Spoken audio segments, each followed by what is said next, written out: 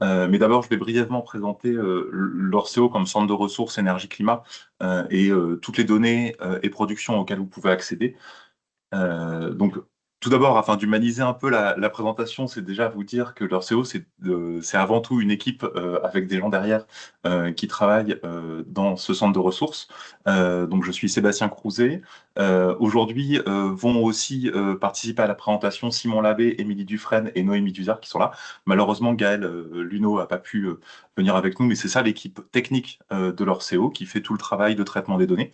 Et on a aussi en support Sandrine Lurca et Régis Sédar qui nous accompagnent à la REC pour tout ce qui est animation et communication. Donc, l'Orséo, qu'est-ce que c'est?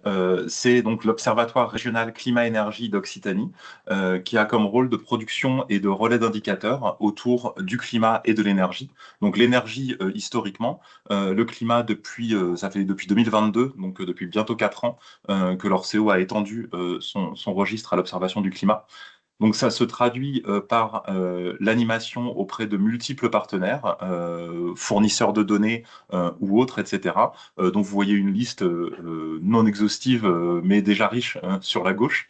Donc c'est tous nos collaborateurs et les gens avec qui on travaille quotidiennement pour améliorer, pour avoir publié de nouvelles données, améliorer nos calculs existants et étendre notre champ d'observation. Et tout ceci se traduit par des publications, donc notamment de la consommation énergétique par vecteur et par secteur à l'échelle régionale et jusqu'à l'échelle donc ce qu'on appelle infrarégionale, donc qui peut aller jusqu'à l'échelle EPCI ou jusqu'à l'échelle communale en l'occurrence ici. On publie aussi toutes les données concernant la production d'énergie et notamment en particulier la production d'énergie renouvelable en Occitanie, les émissions de gaz à effet de serre associés aux consommations, donc scope 2, associé donc direct et indirect associé aux consommations d'énergie. Et enfin, donc depuis 2022, c'est un champ qu'on étend de plus en plus et sur lequel on travaille très activement, les effets et impacts du changement climatique localisés précisément pour la région Occitanie. On est membre du réseau national des agences régionales de l'énergie, le RAR, ce qui fait qu'on collabore notamment, et donc on va en parler plus tard, par exemple, des travaux qui ont été faits en lien avec un projet Explore 2 national de recherche et qu'on a mené notamment avec la Bretagne, enfin qu'on a mené au niveau du RAR avec la Bretagne en collaboration avec les chercheurs.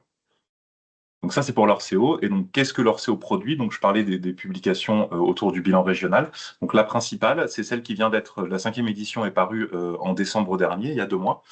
C'est la plaquette annuelle des chiffres clés de l'énergie et du climat.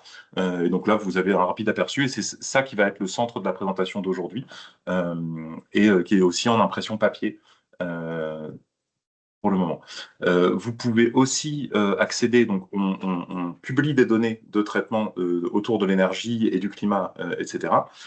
Ces données, elles se basent sur des méthodologies de calcul qui sont héritées notamment de conventions nationales, etc. Et on détaille, on essaye d'être le plus ouvert possible. Donc à la fois, toutes nos publications sont accessibles à tous et à toutes. Et aussi toutes nos méthodologies. Et donc depuis cette année, depuis 2025, toutes ces méthodologies sont notamment accessibles en ligne à l'adresse que vous voyez sur la droite, orseo.gitlab.io/orseo. Et donc, c'est des notes qui fusionnent nos méthodologies pour les bilans de l'échelle régionale à l'échelle infrarégionale. Et vous avez comme ça tout le détail que vous pouvez pouvoir questionner, qui se trouve en ligne. Les données elles-mêmes du bilan régional sont publiées en open data sur l'open data de la région. Donc, vous pouvez facilement le trouver en tapant Orseo sur l'open data de la région. Euh, on vous enverra de toute façon les diapos, donc vous aurez tous les liens actifs dans les diapos.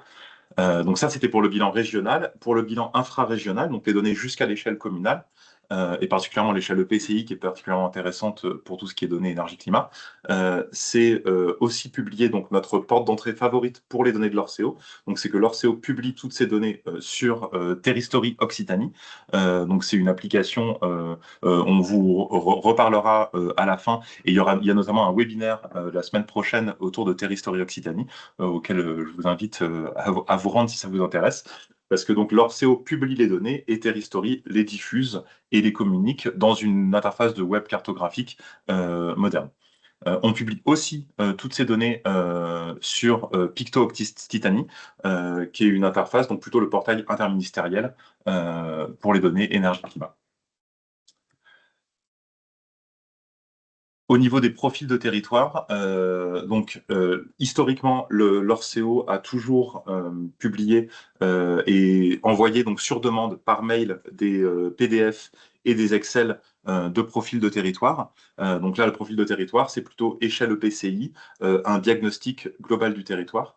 Et il s'avère que donc depuis l'année dernière, on a décidé de moderniser un peu cette approche-là. Et donc plutôt que de l'envoyer sur demande, en fait, les profils sont tous entièrement accessibles, donc notamment via Terhistory, donc en suivant le parcours qui est indiqué ici sur la diapo, donc dans la dimension analyse territoriale, profil territoire énergie GES de l'Orceo. Vous pouvez avoir accès à toutes les données de synthèse du territoire autour de l'énergie et du climat, jusqu'à la facture énergétique, etc. Vous avez plein de données accessibles et vous pouvez les télécharger dans un format Excel.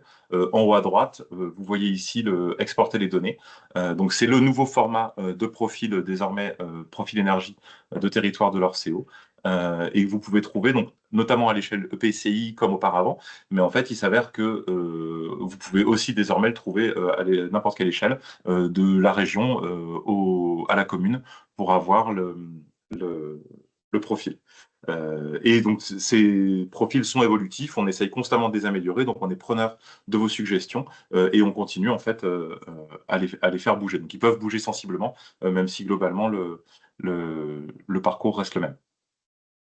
Et donc, il y a aussi les profils énergie. Donc, là, je parlais des profils énergie. Il y a aussi les profils de territoire climat. Donc, ceux-là, on continue à les envoyer par mail. Donc, toujours dans ce format PDF avec un Excel avec les données.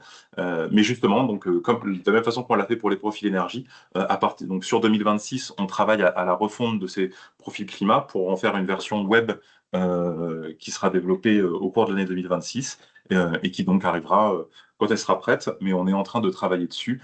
Et pareil, on est preneur de suggestions si vous en avez. Et si vous voulez profiter des profils climat et que vous ne l'avez pas eu pour votre territoire, on peut toujours vous envoyer les profils dans leur version actuelle. Tout ceci, vous le retrouvez sur l'univers Orseo, donc sur orseo.fr, et vous avez, c'est un portail, vraiment l'idée c'est d'orchestrer toutes les publications, et donc vous y retrouvez toutes les façons d'accéder, nos méthodologies, et toutes les données, ainsi que vous abonner à notre actu de l'Orseo. Et surtout, n'hésitez pas à nous contacter directement à l'adresse orseo@arec-occitanie.fr si vous avez la moindre question, que ce soit méthodologique ou de l'ordre de la communication.